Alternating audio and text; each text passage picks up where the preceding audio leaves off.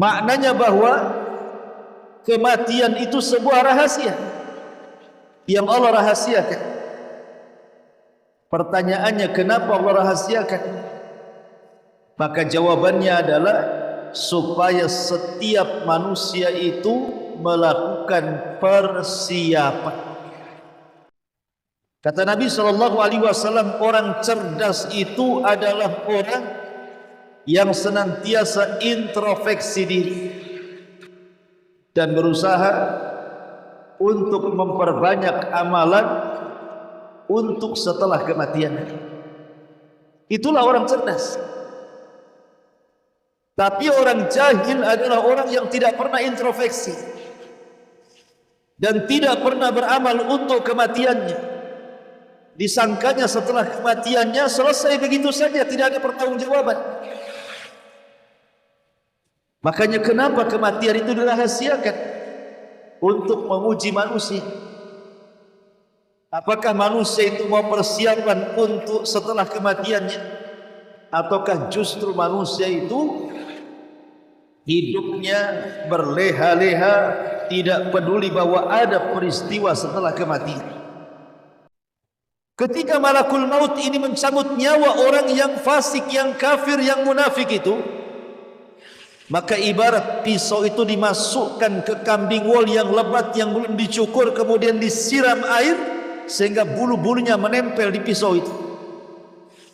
Sambil berteriak-teriak malakul maut mengatakan, wahai ruh yang jahat, wahai ruh yang jelek, keluarlah engkau kepada kemurkaan dan kemarahan Allah Subhanahu wa ta'ala. Maka roh itu kemudian dicabut dengan paksa seperti pisau celurit yang dibenamkan di bulu-bulu kambing wol yang belum dicukur kemudian disiram. Saat ditarik rontok semua tulang dan persendiannya. Dia pun akan merasakan sakit yang tidak ada yang tahu rasa sakitnya kecuali Allah Subhanahu wa ta'ala. Assalamualaikum warahmatullahi wabarakatuh. Alhamdulillah wassalatu wassalamu ala Rasulillah wa ala alihi wa sahbihi wa mawalah wa la hawla wa la quwwata illa billahi wa ba'du. Alhamdulillah, di pagi menjelang siang ini kita bisa duduk untuk bertalabul ilmi, walaupun di luar diguyur hujan, tapi tidak mematahkan semangat kita untuk bertalabul ilmi. Dan semoga hujan yang mengguyur kita hampir beberapa hari ini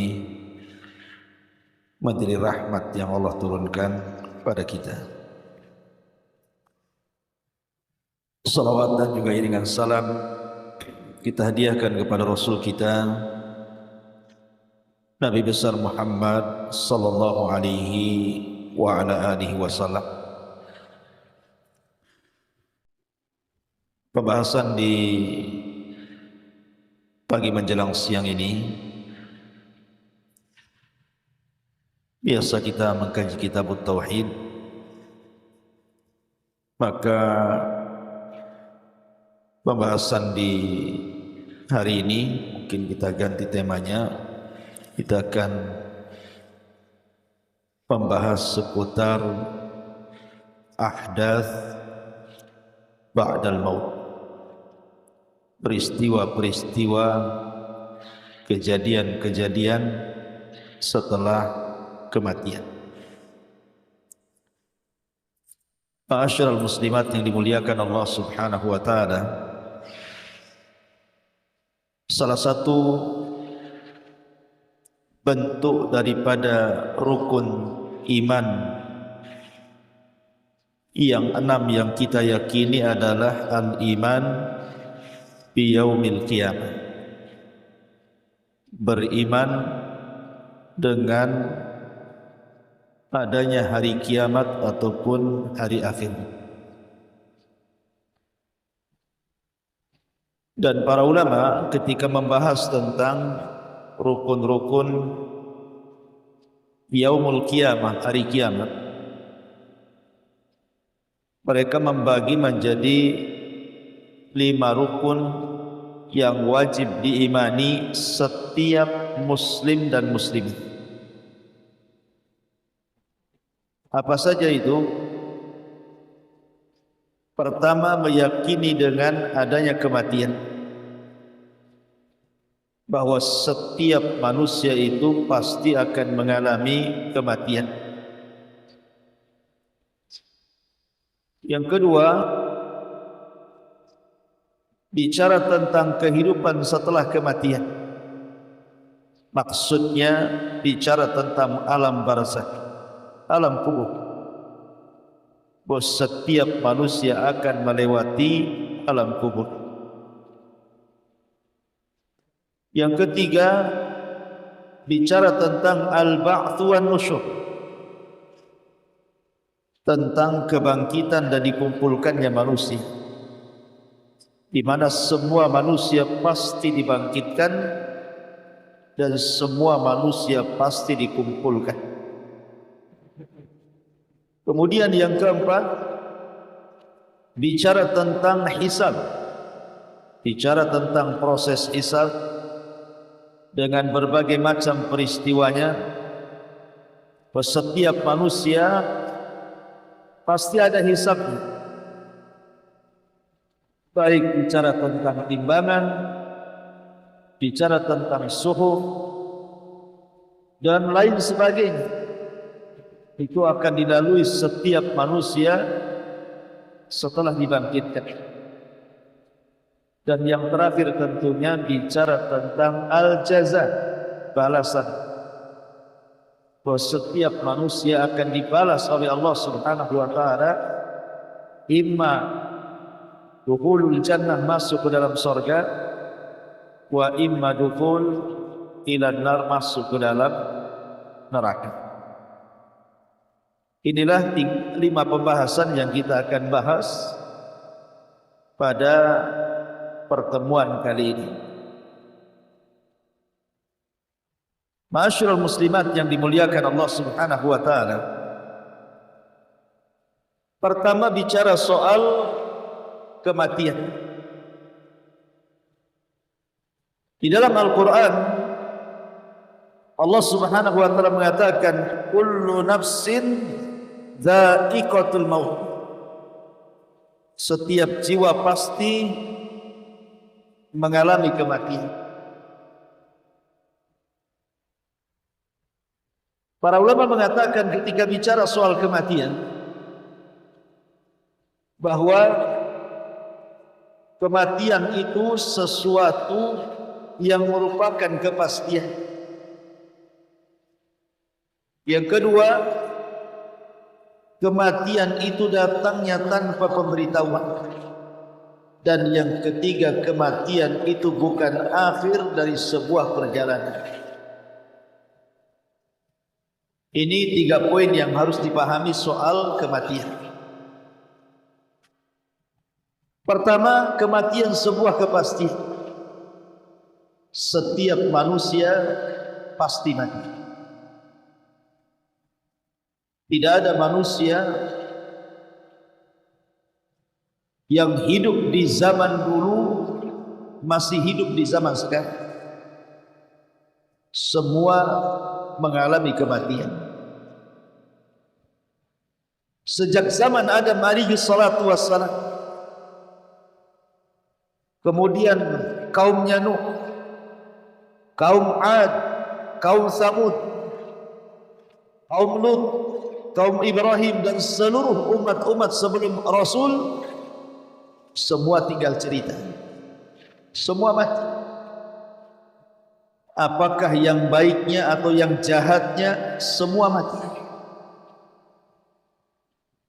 Bahkan orang-orang mulianya sekalipun, para nabi dan rasul, semua mati. Termasuk Nabi kita Muhammad sallallahu alaihi wasallam juga sudah meninggalkan kita dan mengalami kematian. Ataupun orang jahat, lihat Namrud yang sombong, mati. Lihat Fir'aun yang sombong, mati. Lihat Qarun yang sombong dengan kekayaannya, mati juga. Lihat Haman, mati. Abu Jahal mati, Abu Lahab mati, Al-Walid mati, Umayyah mati. Semua orang-orang jahat pun yang mereka sombong dengan kedudukannya semua mati. Ya, karena kematian itu sebuah kepastian, menimpa orang baiknya dan menimpa orang jahatnya. Dan Allah Subhanahu wa taala mengatakan kullu nafsin dha'iqatul maut. Setiap jiwa itu pasti mengalami kematian. Ma'asyiral muslimin yang dimuliakan Allah Subhanahu wa taala. Kemudian yang kedua, kematian itu datangnya tanpa pemberitahuan. Kenapa Allah Subhanahu wa taala tidak memberitahu kematian seseorang? Hanya para nabi saja yang diberitahu kematian. Maknanya bahwa kematian itu sebuah rahasia yang Allah rahasiakan. Pertanyaannya, kenapa Allah rahasiakan? Maka jawabannya adalah supaya setiap manusia itu melakukan persiapan. Makanya Nabi SAW mengatakan, Al-kayyisu man dana nafsahu wa amila lima ba'dal maut. Kata Nabi SAW, orang cerdas itu adalah orang yang senantiasa introspeksi diri dan berusaha untuk memperbanyak amalan untuk setelah kematian. Itulah orang cerdas. Tapi orang jahil adalah orang yang tidak pernah introspeksi dan tidak pernah beramal untuk kematiannya. Disangkanya setelah kematiannya selesai begitu saja, tidak ada pertanggungjawaban. Makanya kenapa kematian itu dirahasiakan? Untuk menguji manusia. Apakah manusia itu mau persiapan untuk setelah kematiannya? Ataukah justru manusia itu hidupnya berleha-leha, tidak peduli bahwa ada peristiwa setelah kematian? Jadi kematian itu rahasia Allah Subhanahu wa taala. Jadi kematian merupakan sebuah kepastian dan kematian juga datangnya tanpa pemberitahuan. Di dalam Al-Quran Allah Subhanahu wa taala mengatakan wa tazawwadu fa inna khaira zadi taqwa. Berbekalah kalian karena tidak ada bekal terbaik di dunia ini melebihi takwa kepada Allah Subhanahu wa taala. Kemudian yang terakhir, kematian ini bukan akhir sebuah perjalanan. Ingat, kematian ini bukan akhir sebuah perjalanan.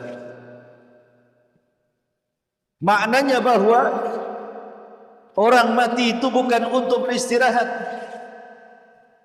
Karena ada orang yang salah paham di masyarakat ini, ketika sudah kebingungan soal ekonomi, ketika kebingungan soal persoalan-persoalan yang tidak bisa dihadapi, terkadang sebagian mereka mengakhiri hidupnya dengan kematian.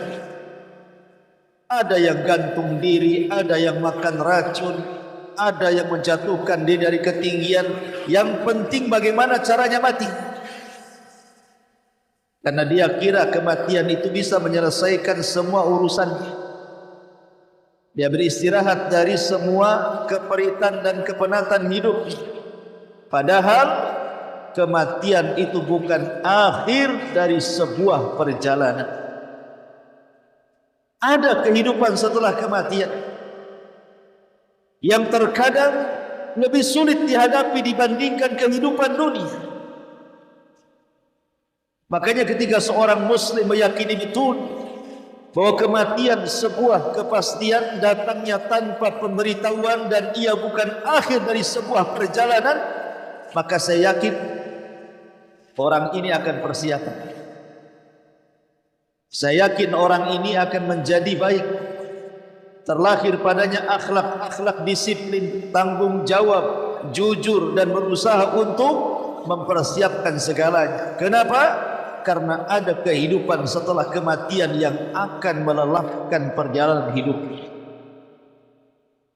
Ma'asyiral muslimat yang dimuliakan Allah Subhanahu wa taala. Yang perlu dipahami seputar kematian ini, bahwa betapapun manusia tidak mau meninggal, betapapun manusia tidak mau berpisah dari dunia, sehingga sebagian mereka terlena dengan dunia dengan mengumpulkan berbagai macam harta benda, tetap saja kematian itu akan menjemput kita. Mau lari kemana? Sekalipun rumah kita dipagarlah dengan pagar yang sangat kokoh, dengan security yang sangat banyak, dengan pintu yang tebal, bukan berarti malaikat maut tidak bisa menembus rumah kita. Makanya Allah Subhanahu wa taala mengatakan, "Ainama takunu yudrikkumul mautu walau kuntum fi burujin musayyad." Dimanapun kalian berada, maka malaikat itu akan mengejar kalian walaupun kalian di belakang benteng yang sangat kokoh sekalipun, maka malaikat pasti akan sampai kepada kita. Ma'asyiral muslimat yang dimuliakan Allah Subhanahu wa taala, perobatan sehebat apapun ataupun cara-cara yang ditemukan oleh pakar-pakar kesehatan, baik cara mengobati atau obatnya sendiri, yang terkadang ditemukan obat-obatan yang mampu mengobati penyakit yang dulu dianggap menakutkan, sekarang dianggap penyakit biasa. Yang dulu dianggap penyakit luar biasa, sekarang dianggap penyakit biasa. Dan itu sudah kita saksikan kan, Bu ya? Dulu ada penyakit-penyakit itu sekali dengar saja sudah ketakutan kita rasanya. Contoh corona kan. Corona ini awal munculnya, Bu, satu dunia ketakutan. Bahkan kita sendiri mengalami ketakutan kan, enggak mau keluar rumah tuh. Ada orang batuk sedikit di warung bubar semuanya. Takut kena corona. Ada orang yang bersin sedikit langsung menghindar, takut kena corona. Coba sekarang biasa saja orang, ya ke pasar biasa, ya jalan biasa, ya di bus biasa, di pesawat biasa, biasa saja. Kenapa? Alasannya sudah divaksin, vaksinnya sudah 3 kali, sudah booster. Bu, kematian itu tidak bisa ditangkal booster. Mau divaksin 100 kali pun, Bu, kalau kematian sudah datang itu percuma tuh vaksin. Mau didatangkan dokter tingkat internasional untuk mengobati dan mengoperasi orang sakit, kalau datang matinya tidak akan sanggup dia mengobati. Kenapa? Karena kematian itu sebuah kepastian. Tidak bisa kematian ditangkal oleh obat. Tidak bisa kematian ditangkal oleh operasi. Oleh dokter hebat pun, bahkan dokternya sendiri yang mati. Saya itu punya kawan, Bu, seorang dokter. Wah, kalau cerita kesehatan nomor 1 tuh. Masih muda. Usianya 30 tahun ke atas saja, belum 40 tahun. Terakhir sampailah ke telinga saya, Bu, kabar inna lillahi wa inna ilaihi raji'un. Mati duluan. Dokternya mati duluan. Padahal belum 40 tahun usianya, tiap hari dia mengobati orang. Karena kematian itu tidak pandang bulu. Mau anda dokter, mau anda bukan dokter, mau anda petugas rumah sakit, mau anda bukan petugas rumah sakit, kalau sudah datang kematian itu, maka tidak bisa ditangkal apapun. Kenapa? Karena kematian itu sudah ditakdirkan. Bagaimanapun caranya, kalau sudah ditakdirkan hari ini mati-mati, tidak ada yang bisa menghalang-halangi. Makanya kenapa Allah Subhanahu wa taala mengatakan di dalam Al-Qur'anul Karim, bagaimana Allah Subhanahu wa taala menjelaskan bahwa kematian itu tidak akan mungkin ditangkal oleh apapun. Allah mengatakan hatta idza balagatit taraq wa qila man raq. Hatta idza balagatit taraq wa qila man raq. Ketika nyawa sudah di kerongkongan, kata Allah, ketika nyawa sudah sampai di kerongkongan di leher orang tersebut, maka Allah mengatakan wakila man raq, siapa yang bisa meruqyah dia? Siapalah yang bisa mengembalikan ruh ke dalam jasadnya? Tidak akan bisa. Kalau sudah nyawa di kerongkongan itu, dia akan mati karena sudah dekat ajalnya. Makanya kenapa Nabi SAW mengatakan innallaha yaqbalu taubata 'abdin ma lam yughargir. Allah itu masih menerima taubatnya seorang hamba sebelum nyawa ada di tenggorokan. Karena biasanya kalau nyawa sudah di tenggorokan itu sudah tidak bisa diselamatkan. Makanya taubatnya ditolak. Kalau memang orang yang nyawanya di tenggorokan itu bisa diselamatkan, tentu taubatnya masih diterima. Tapi Rasul mengatakan Allah tolak taubatnya orang yang nyawanya di tenggorokan itu. Kenapa? Karena jarang yang selamat. Ma'asyiral muslimat yang dimuliakan Allah Azza wa Jalla, inilah yang pertama, beriman dengan kematian. Dan kematian itu adalah kiamat kecil yang jelas dan pasti terjadi. Kata Nabi SAW, "Idza mata ahadukum qamat qiyamatuhu."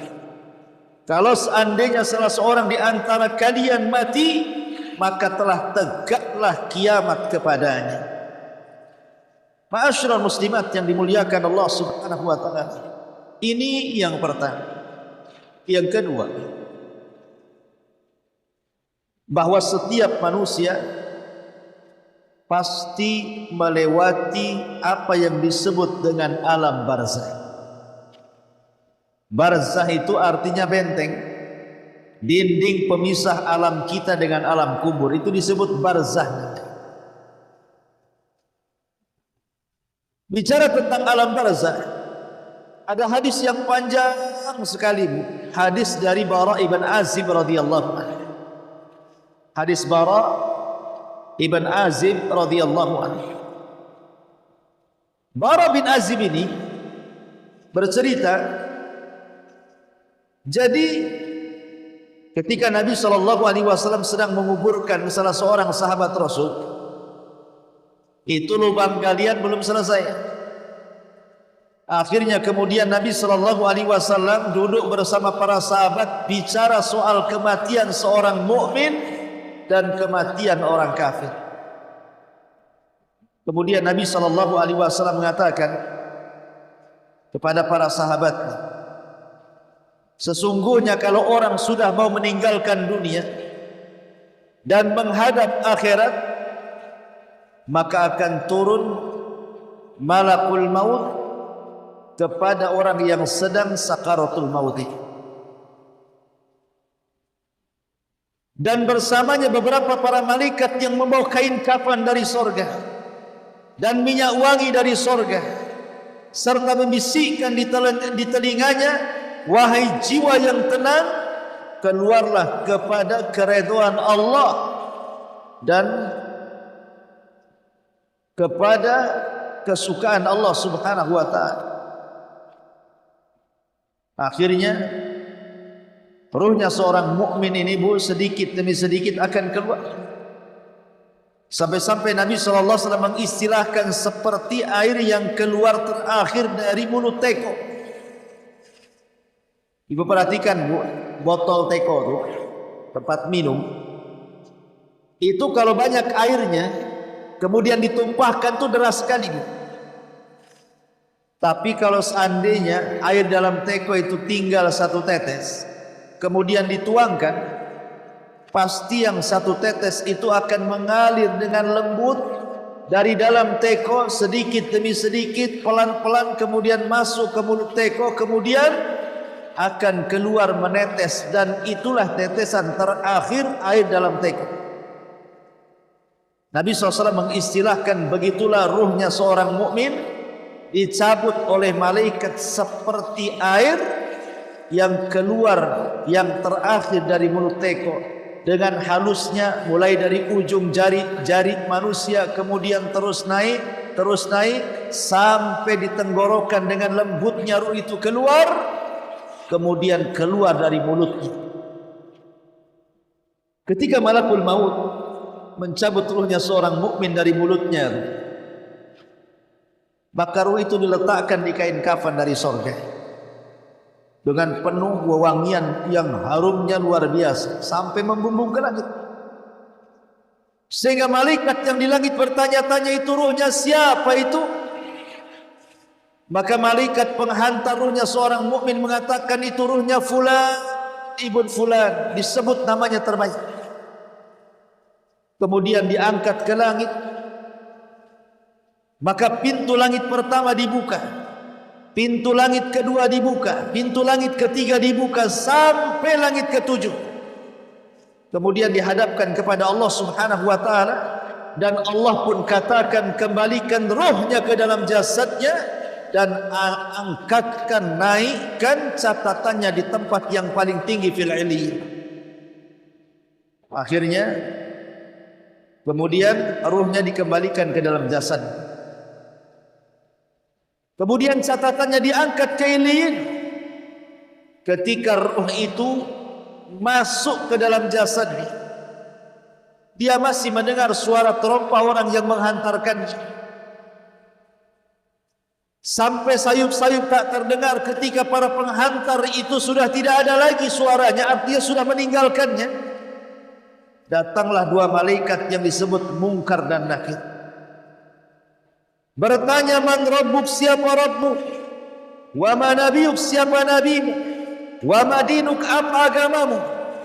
Karena dia orang yang beriman, maka dia sanggup menjawab dan mengatakan, Allah rabbku, Muhammad nabiku, Islam agamaku. Maka Allah katakan, yutsabbitullahu alladhina amanu bil qauli tsabit. Orang-orang yang beriman akan mantap jawabannya. Ketika mantap jawabannya, maka ada suara dari langit mengatakan, sadaqa abdi, hambaku telah benar. Bukakan pintu sorga, arahkan ke kuburannya. Hantarkan angin sorga, arahkan ke kuburannya. Hantarkan pakaian dari sorga, hantarkan ke kuburannya. Hantarkan makanan, minuman dari sorga, hantarkan ke kuburannya. Sehingga kuburan menjadi sorga kecil bagi dia. Dan itulah yang disebut dengan nikmat kubur. Orang ini akan mendapatkan nikmat yang luar biasa dalam kuburan. Kemudian tiba-tiba datang orang yang entah berantah dari mana. Orang yang datang ini sangat cantik, sangat ganteng, sangat tampan, sangat mengasihkan dan mengenakkan. Kemudian duduk di samping orang yang mendapatkan nikmat kubur itu. Kemudian diajak ngobrol. Entah berapa ratus tahunlah diajak ngobrol itu. Karena kiamat itu kan lama, tidak tahu kapan dibangkitkannya. Coba bayangkan, sejak ada orang yang mati di zaman Rasul sampai hari ini sudah 14 abad tidak dikiamat-kiamatkan. Artinya orang itu sudah lama di kuburan. Macam mana orang yang mati di zaman Nabi Nuh? Berapa ratus ribu tahun dia di kuburan tuh? Atau yang di zaman Nabi Adam meninggal sampai hari ini? Kita tidak tahu berapa lama mereka hidup di kuburan tuh. Tapi Allah Subhanahu wa taala berikan kesenangan kepada orang-orang yang beriman, dihantarkanlah orang baik itu. Diajak ngobrol.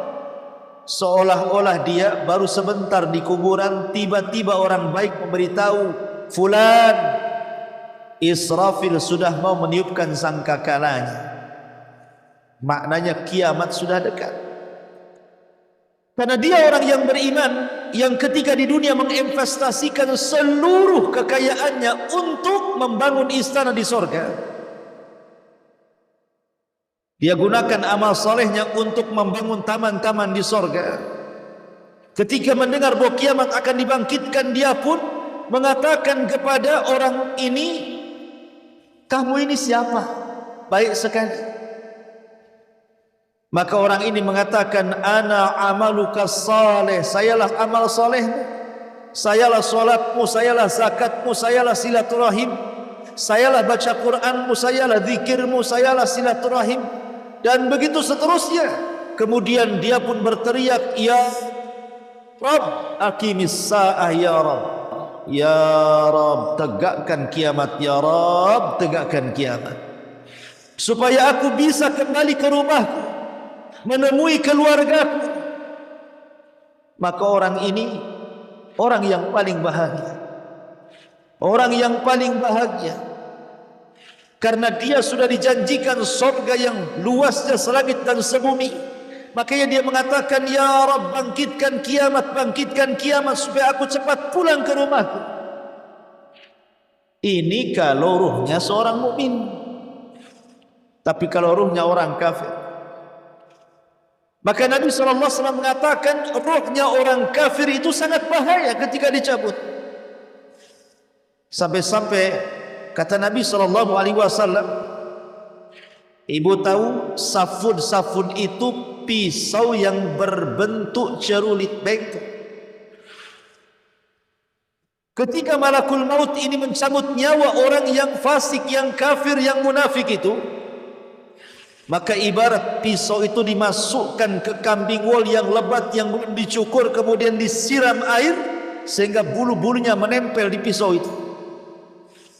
Sambil berteriak-teriak malakul maut mengatakan, "Wahai ruh yang jahat, wahai ruh yang jelek, keluarlah engkau kepada kemurkaan dan kemarahan Allah Subhanahu wa taala."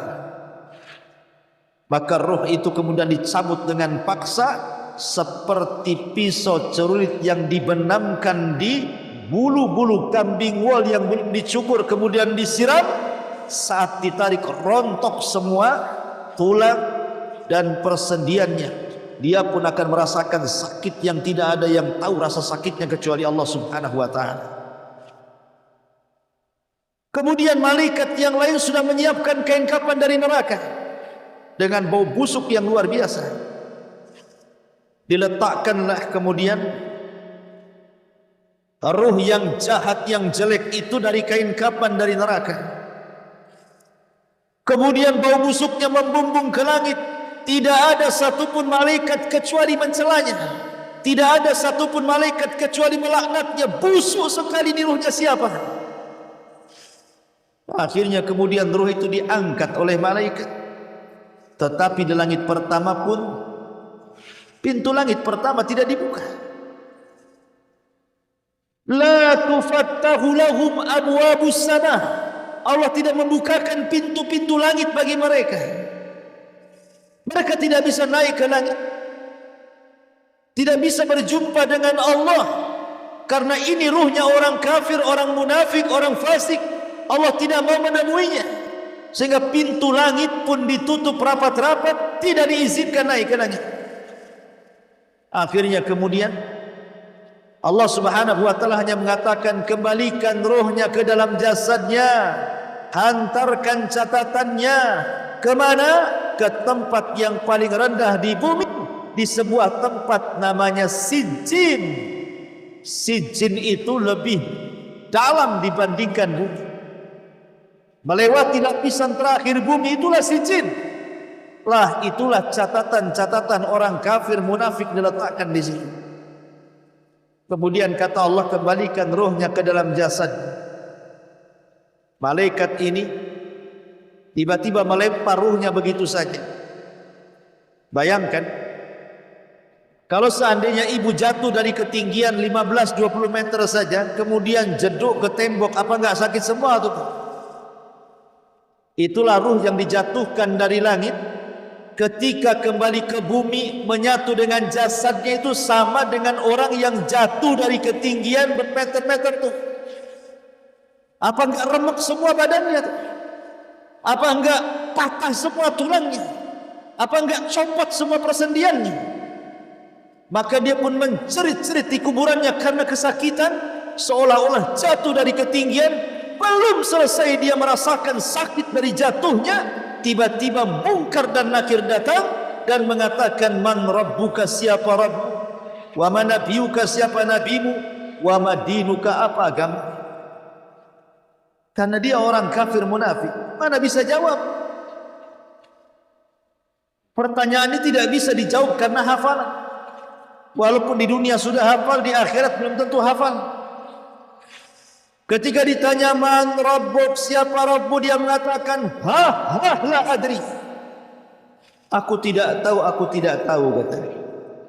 Ketika ditanya wa man nabiyuk, siapa nabimu, dia pun mengatakan la adri, aku tidak tahu.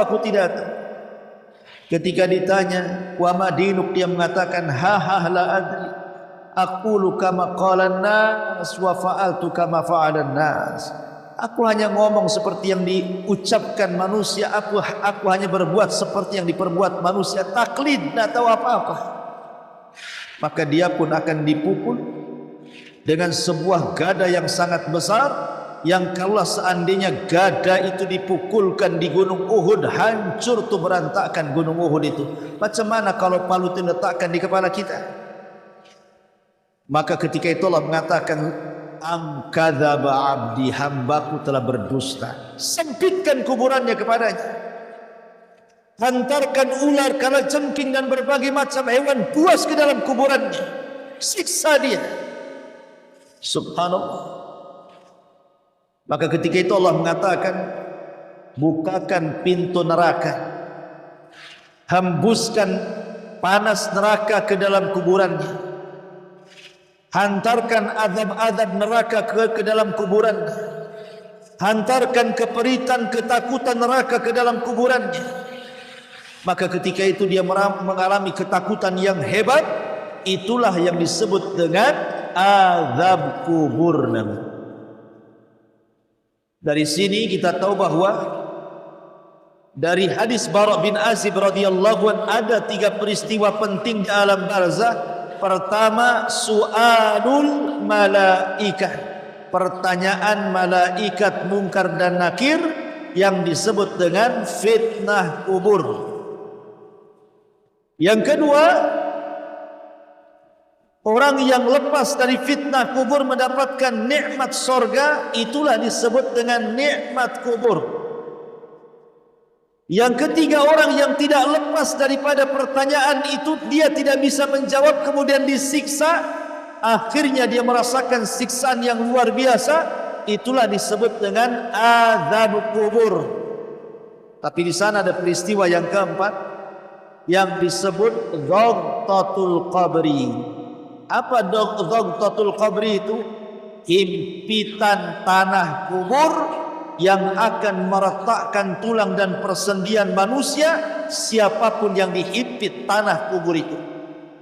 Tapi ini hanya berlaku kepada orang-orang kafir, munafik dan fasik saja. Orang-orang yang beriman dihimpit tetapi tidak merasakan apapun, seolah-olah dia sedang dipeluk oleh ibunya. Tetapi itulah proses yang akan dialami setiap manusia dalam kuburan. Himpitan kubur, fitnah kubur, azab kubur, ataupun nikmat kubur. Ma'asyiral muslimin yang dimuliakan Allah Subhanahu wa ta'ala, ketika kemudian orang ini sudah tidak sanggup menjawab pertanyaan-pertanyaan malaikat itu. Tiba-tiba datang orang yang sangat jelek, yang sangat buruk rupa, yang sangat menakutkan, tuli, tidak bisa bicara, di tangannya ada gada, kemudian memukul-mukul dia sampai kiamat. Ketika dihabarkan bahwa kiamat sudah dekat, dia malah minta agar kiamat jangan dibangkitkan dan mengatakan, "Ya Rabb, la tuqimis sa'ah, ya Rabb, la tuqimis sa'ah, wahai Rabb, jangan tegakkan kiamat, jangan tegakkan kiamat." Karena dia tahu bahwa azab neraka jauh lebih dahsyat dibandingkan azab kubur.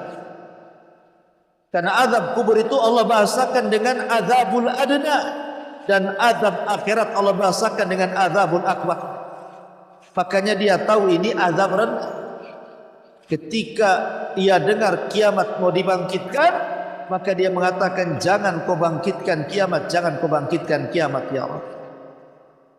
Ma'asyiral muslimat yang dimuliakan Allah Subhanahu wa taala. Inilah peristiwa di alam barzakh. Kemudian kita masuk pada peristiwa yang ketiga.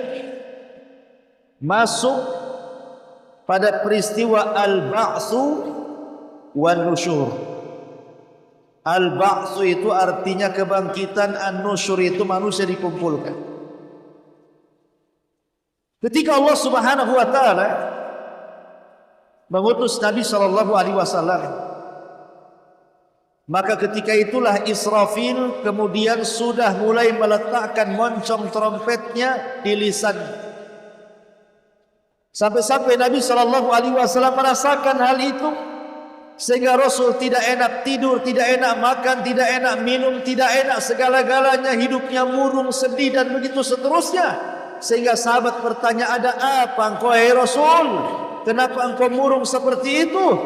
Maka Nabi SAW mengatakan, "Kaifa un'am wa qad iltaqama sahibu qarnin qarnan." Bagaimana aku bisa nikmat hidup, kata Rasul, sementara Israfil sudah meletakkan moncong sangkakalanya. Bagaimana aku bisa nikmat tidur, bisa nikmat makan, bisa nikmat minum, bisa nikmat segala-galanya, sementara Israfil sudah meletakkan moncongnya di mulut. Artinya Israfil tinggal menunggu izin dari Allah, suruh meniup maka dia akan tiup. Subhanallah. Kenapa Israfil baru meletakkan moncongnya saat diutusnya Nabi SAW? Ya, karena Nabi itu Nabi terakhir. Karena sudah tidak ada Nabi setelah Nabi SAW. Ya, karena umat Rasul itu umat terakhir, dan tidak ada umat setelah umat Nabi SAW. Maknanya diutusnya Rasul itu sudah jadi tanda-tanda kiamat kecil. Makanya Rasul mengatakan, "Ana was-sa'ati kahataini," kata Rasul, "aku dan kiamat itu seperti dua jari," saking dekatnya. Makanya Israfil sudah mulai menanamkan trompetnya di mulut. Ma'asyiral muslimat yang dimuliakan Allah Subhanahu wa taala, ketika kemudian betul-betul kiamat dikiamatkan, Allah perintahkan Israfil untuk meniup sangkakala apa yang terjadi. Maka Allah mengatakan, "Al-qari'atu mal-qari'ah." Muncul suara dari moncong trompet Israfil itu. Suara yang memekikkan, suara yang menghancurkan gendang-gendang telinga, suara yang menjadikan manusia mati karena mendengarnya. Suara itu membuat gunung-gunung hancur. Suara itu membuat bumi menjadi gempa. Suara itu membuat bintang-bintang berjatuhan, kemudian air yang di lautan diluapkan, kemudian langit di gunung, kemudian matahari digabungkan dengan bulan, dan macam-macam peristiwa hari kiamat. Sehingga tidak ada yang hidup, manusia mati, jin mati, malaikat mati. Wa yabqa wajhu rabbika dzil jalali wal ikram, kecuali Allah Subhanahu wa taala. Subhanallah. Ya. Hari yang menakutkan, hari kiamat. Kemudian setelah 40, tidak tahu 40 hari, 40 bulan, 40 tahun, maka Allah Subhanahu wa taala perintahkan Israfil untuk meniupkan sangkakala yang kedua kali. Itulah yang disebut dengan tiupan kebangkitan dan tiupan pengumpulan manusia.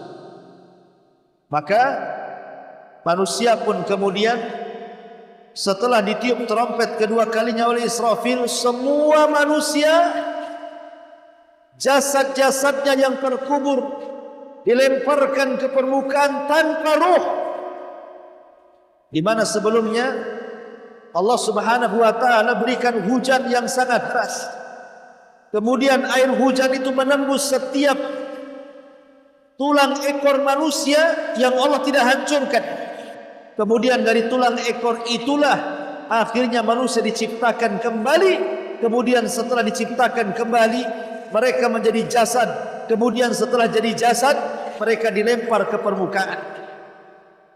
Kemudian setelah semua berada di permukaan bumi mahsyar, maka Allah Subhanahu wa taala perintahkan ruh untuk masuk ke jasadnya masing-masing. Wa idzan nufusu zuwizat, apabila ruh digabungkan kembali dengan jasad, maka ruhnya orang-orang yang beriman yang diletakkan di Iliyin semua keluar, kemudian melesat ke jasad-jasadnya masing-masing. Adapun ruhnya orang-orang kafir, orang-orang munafik yang diletakkan di Sijin, semua keluar, kemudian melesat masuk ke jasadnya masing-masing. Kemudian ketika mereka hidup, orang-orang kafir, orang-orang munafik bingung harus kemana mereka mengarah. Ada yang lari ke timur, ke selatan, ke barat, ke utara, seperti laron yang berhamburan, seperti belalang yang berterbang, tidak tahu mana arah dituju. Yauma yafirrul mar'u min akhihi wa ummihi wa abihi wa sahibatihi wa bani likulli imri'in minhum yauma idzin sya'nu yughni. Pada hari di mana orang lari dari saudaranya, di mana orang lari dari ibu bapanya, di mana orang lari dari anak dan pasangannya, karena semua sibuk masing-masing ingin menyelamatkan dirinya masing-masing. Itulah hari yang disebut dengan al-ba'tsu wan nusyur, hari tentang kebangkitan dan dikumpulkannya manusia. Ini proses yang ketiga. Kemudian proses yang keempat, inilah peristiwa sebelum dan sesudah hisab. Sebelum dan sesudah hisab, apa saja peristiwa-peristiwa sebelum dan sesudah hisab itu? Pertama, manusia saat dibangkitkan, manusia kehausan. Mereka mencari minuman, dan setiap para nabi sudah menunggu di telaganya masing-masing. Maka manusia akan mendatangi setiap nabinya, kemudian akan minum dari telaganya. Termasuk juga Nabi kita Muhammad sallallahu alaihi wasallam sudah disediakan telaga Kautsar untuk kita. Maka manusia mulai minum, dimulai dari orang-orang Ansar, kemudian fuqara muhajirin, kemudian yang lainnya, sampai kalau Allah takdirkan kepada kita. Tetapi adalah satu kaum mau minum, tiba-tiba diusir, tidak boleh masuk. Kata Rasul, ya Rabb, itu kan umatku, biarkanlah dia minum. Maka Allah mengatakan, ya Muhammad, innaka la tadri ma ahdatsu ba'daka innahum ghayyaru badal. Muhammad, kau tidak tahu, itu umat yang kuusir itu sengaja. Itu bukan umatmu lagi. Sepeninggalmu mereka sudah merubah-rubah agamanya, merubah-rubah sunnahmu. Biarkan mereka diusir. Terusirlah orang-orang ini, tidak minum. Kemudian setelah proses minum dari telaga, mulailah manusia berkumpul di satu titik. Dari sejak zaman Adam sampai yang terakhir mati berkumpul di tempat itu. Kemudian mereka pun lama berdiri di situ, entah berantah berapa hari, berapa bulan, berapa tahun mereka berdiri di situ. Akhirnya mereka jenuh dan capek. Kemudian mereka pun berunding, bagaimana kalau seandainya kita datangi Adam saja, kita minta Adam supaya minta syafaat kepada Allah, disegerakanlah keputusan Allah kepada kita. Akhirnya Adam pun mengatakan, aku tidak bisa menolong kalian. Aku tidak bisa menolong kalian. Nafsi-nafsi, urus diri kalian sendiri, urus diri kalian sendiri. Tapi cobalah kalian datang kepada Nuh, boleh jadi Nuh punya solusi. Datang mereka ke Nuh. Ya Nuh, engkau kan Rasul pertama, mintalah syafaat kepada Allah. Ala taro ila ma nahnu fi. Lihatlah kondisi kami ini susah. Keringat bercucuran, matahari didekatkan, susah capek berdiri. Wahai Nuh, mintakan syafaat untuk kami kepada Allah Subhanahu wa taala. Maka Nuh mengatakan, aku tidak bisa. Sebaiknya kalian datang kepada Ibrahim. Maka mereka datang kepada Ibrahim, sama pula jawabannya. Kata Ibrahim, sebaiknya kalian datang ke Nabi Musa. Musa pun sama, tidak bisa menjawab. Kata Musa, sebaiknya datang kepada Isa. Isa pun sama dan mengatakan, sebaiknya kalian datang kepada Muhammad sallallahu alaihi wasallam. Akhirnya mereka pun datang kepada Nabi kita Muhammad sallallahu alaihi wasallam. Maka Rasul mulai menghadap Allah dengan sujud yang lama di bawah arasy.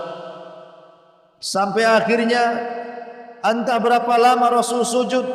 Akhirnya Allah datang menemui Rasul dan mengatakan, irfa ra'saka ya Muhammad, sal tu'ta qul tusma, ishfa tushaffa. Muhammad, angkatlah kepalamu. Kau bicara, aku dengar. Kau minta, aku beri. Kau minta syafaat, aku beri kau syafaat. Dari situ Nabi SAW satu-satunya Nabi yang akan memberikan syafaatul uzma yang tidak diberikan kepada Nabi-Nabi yang lain. Setelah proses syafaat, maka manusia akan dikumpulkan di satu tempat yang disebut dengan ardul a'mal. Akan ditampakkan amalan dia. Amalannya akan ditampakkan. Setelah amalannya ditampakkan, sampai-sampai ada orang yang membawa 99 catatan. Kemudian Allah mengatakan, bentangkan catatanmu. Maka satu catatan dibentang, rupanya sejauh mata memandang. Isinya kesalahan dia semua. Tidak ada kebaikan satupun dalam catatannya itu. Sementara catatannya sejauh mata memandang pula. Akhirnya ketika Allah mengatakan, halaka min hasanah, apakah engkau punya kebaikan? Dia mengatakan, ya Rabb, kalaupun aku punya kebaikan, buat apalah dengan keburukan yang banyak ini, katanya. Sudah down dulu, sudah kalah mental dulu. Kenapa? Karena semua catatannya buruk, semua ada yang baik. Itu disebut ardul a'mal. Dan baru setelah itu proses hisab.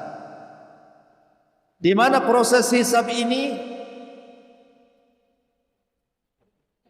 menjadi khilaf para ulama tentang 3 perkara. Hisab, timbangan, pembagian catatan. Mana yang lebih dulu? Ulama berselisih pendapat. Apakah hisab dulu, kemudian pengambilan catatan, kemudian timbangan, ataukah timbangan dulu, kemudian hisab, kemudian mengambil catatan, ataukah mengambil catatan dulu, kemudian hisab, kemudian timbangan? Wallahu a'lam. Antara 3 perkara ini bisa dibolak-balik. Menjadi khilaf para ulama mana yang lebih dahulu. Tapi yang jelas bahwa ini akan terjadi proses hisab. Dan hisab ada 2, ada hisab yang mudah, ada hisab yang sulit. Kemudian juga pengambilan catatan, ada yang dengan tangan kanannya, dengan tangan kirinya, dan dengan tangan kiri balik punggungnya. Yang ketiga, Orang yang melintasi titian Siratal Mustaqim, ada yang selamat, ada yang tidak. Timbangan. Ada yang berat timbangannya, ada yang ringan timbangannya. Pokoknya 3 perkara ini pasti dilalui manusia. Baru setelah selesai itu terjadi apa? Terjadi qisas sebelum titian Siratal Mustaqim. Qisasnya orang kafir dengan orang kafir, atau orang kafir kepada orang Islam, atau orang Islam kepada orang kafir, atau manusia kepada binatang, atau binatang kepada manusia, maka itu qisasnya sebelum titian Siratal Mustaqim. Baru setelah itu dibentangkan titian Siratal Mustaqim. Ada yang berhasil melewati, ada yang tidak. Ada yang jatuh, ada yang tidak. Sampai-sampai dijelaskan ada yang seperti kilat, ada yang seperti kuda balap, ada yang seperti lari kencang dan begitu seterusnya. Tapi ada yang merangkak kemudian tiba-tiba jatuh dan tidak pernah bisa diselamatkan. Ini titian mengkhawatirkan dan menakutkan sekali. Dan orang-orang apabila berhasil meniti itu, belum tentu mereka sudah selamat dan masuk ke dalam surga. Kenapa? Karena ada kisos kedua kalinya. Di mana? Di Qantharah, ujung daripada titian Siratal Mustaqim. Di Qantharah inilah terjadi kisos antar orang-orang yang beriman. Kalau dulu di dunia orang yang zalim dan orang yang dizalimi terkadang tidak ketemu, maka di Qantharah ini akan dipertemukan orang yang zalim dan yang dizalimi. Kemudian saling tukar pahala, saling tukar dosa, naudzubillah. Ya, supaya ada keadilan. Orang-orang yang ketika di dunia tidak mendapatkan keadilan karena orang yang menzalimi tidak diadab, maka disinilah terjadi keadilan. Supaya ketika masuk surga, orang itu tidak sakit hati. Karena ketika masuk surga itu orang dibuat satu hati, tidak ada dendam. Allah cabut wa naza'na min ghillin ikhwana. Allah cabut rasa dengki di surga sehingga mereka saling bersaudara. Tidak pernah mengingat lagi antara zalim dan yang dizalimi. Baru setelah itu maka manusia digiring ke pintu-pintu surga. Manusia digiring ke pintu-pintu surga. Kemudian di depan pintu surga tidak bisa pula masuk ke dalam surga karena pintunya dikunci, pintunya tertutup, tidak ada yang bisa membuka. Subhanallah. Mereka pun meminta kepada para nabi untuk supaya bisa masuk, tapi para nabi juga tidak mampu membukanya. Kecuali Nabi kita Muhammad sallallahu alaihi wasallam. Nabi kita Muhammad sallallahu alaihi wasallam dia mengetuk pintu surga. Assalamualaikum. Maka penjaga pintu surga malaikat Ridwan mengatakan waalaikumsalam, man, siapa kamu? Maka Rasul mengatakan ana Muhammad ibn Abdullah, saya adalah Muhammad ibn Abdullah. Maka malaikat Ridwan mengatakan bika umirta alla aftah li ahadin qablaka ya Muhammad, karenamu aku dilarang membuka pintu surga selamanya kecuali engkau yang memerintahkannya. Akhirnya kemudian Ridwan pun membuka semua pintu surga karena Rasul yang memerintahkan. 8 pintu surga dibuka semuanya. Kemudian setiap pintu surga ada yang menyeru. Apa seruannya? Ya ahlas salat, hei orang-orang yang tukang-tukang salat, yang pakar-pakar salat, yang ahli-ahli salat, masuk dari sini. Maka semua manusia ahli salat akan masuk dari pintu salat. Kemudian dari pintu lain ada yang berteriak, ahla sadaqah, orang-orang yang rajin sedekah, orang yang tidak pernah bakhil, orang yang suka infak dan orang yang suka sedekah, kalian masuk dari pintu sebelah sini, inilah pintu sedekah. Dari pintu lain yang berteriak lagi, ya ahlal jihad, hei orang-orang yang jihad, orang-orang yang mati syahid, masuk dari pintu sebelah sini. Kemudian dari pintu lain pula berteriak, ya ahli saum, hei orang-orang yang puasa, masuk dari pintu Rayyan, pintu kalian di sini bukan di sana. Maka masing-masing pintu berteriak kepada siapapun yang layak masuk dari pintu-pintu itu. Adakah manusia masuk dari 8 pintu? Ya, ada, seperti Abu Bakar Siddiq radhiyallahu anhu. Dia bisa masuk dari pintu manapun. Sebagaimana Rasul ketika ditanya Rasul, kata Abu Bakar, mungkinkah orang masuk dari 8 pintu? Kata Rasul, mungkin, dan saya harap dirimu wahai Abu Bakar. Subhanallah. Maka orang pun masuk ke dalam surga. Pertama kali mereka masuk ke dalam surga, mereka makan dari hati ikan paus, kemudian minum dari air jahe, wedang jahe bahasa kitanya. Tapi jahe surga kan beda dengan wedang jahe di sini. Habis itu kemudian mereka mandi. Setelah dimandikan, dipakaikan 7 lapis kain sutra yang berbagai macam keindahannya. Kemudian mereka pun berjalan menuju rumahnya masing-masing dan istananya tanpa dihantar, karena mereka lebih tahu rumahnya di surga dibandingkan rumahnya di dunia. Mereka tahu kemana harus mereka pulang. Mereka lebih hafal surganya dibandingkan rumahnya sendiri di dunia. Bayangkan, subhanallah. Ketika mereka masuk ke dalam istananya yang terbuat dari emas, dibentangkan padanya berbagai macam kenikmatan. Ada sungai dari madu, ada sungai dari susu, ada sungai dari khamr, ada sungai dari air bersih, kemudian berbagai macam taman-tamannya. Ada satu pohon yang daunnya tidak bisa terpisah dengan 100 perjalanan kuda balap. Subhanallah. Mereka pun bisa memetik buah-buahan sesuka mereka, bisa sambil berdiri, bisa sambil duduk, bisa sambil berbaring. Setiap kali petik buahnya ada lagi, tidak ada musimnya, terus berbuah. Qutufuha daniyah. Mereka pun dimudahkan untuk memetik buah-buahnya.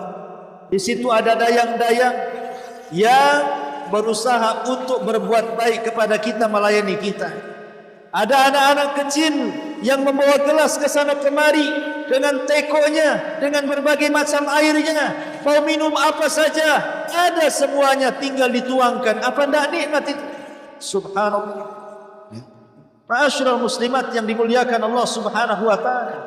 Mereka tidur disediakan dipan-dipan. Bagi laki-laki disediakan bidadari yang banyak. Bagi perempuan disediakan berbagai macam nikmat yang tidak bisa dilihat mata, didengar telinga, terlintas pun tidak bisa. Itulah al-jannah, surga. Subhanallah. Makanya Nabi SAW mengatakan, a'dadtu li ibadis salihin ma la ainun ra'at wa la udhunun sami'at wa la khatala ala qalbi bashar. Maka kami sudah kesiapkan kenikmatan yang tidak bisa dilihat mata, didengar telinga, terlintas pun tidak bisa. Saking nikmatnya surga yang Allah dan Rasulnya gambarkan kepada kita. Subhanallah. Inilah proses-proses yang disebut dengan al-iman biyaumil qiyamah. Beriman dengan kematian, beriman dengan proses kehidupan di alam kubur, beriman dengan kebangkitan dan pengumpulan manusia, peristiwa-peristiwa sebelum dan setelah hisab, kemudian diakhiri dengan al-jaza, balasan, apakah layak masuk surga ataukah layak masuk neraka. Wallahu a'lam bishawab. Ini yang bisa sampaikan. Hujan makin lebat, entah terdengar atau tidak, mudah-mudahan terdengar.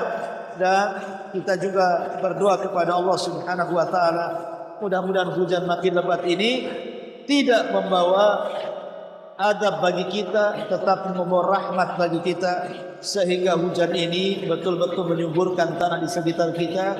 Dan kalaupun sekiranya membahayakan, maka kita berdoa, Allahumma hawa alaina wala alaina.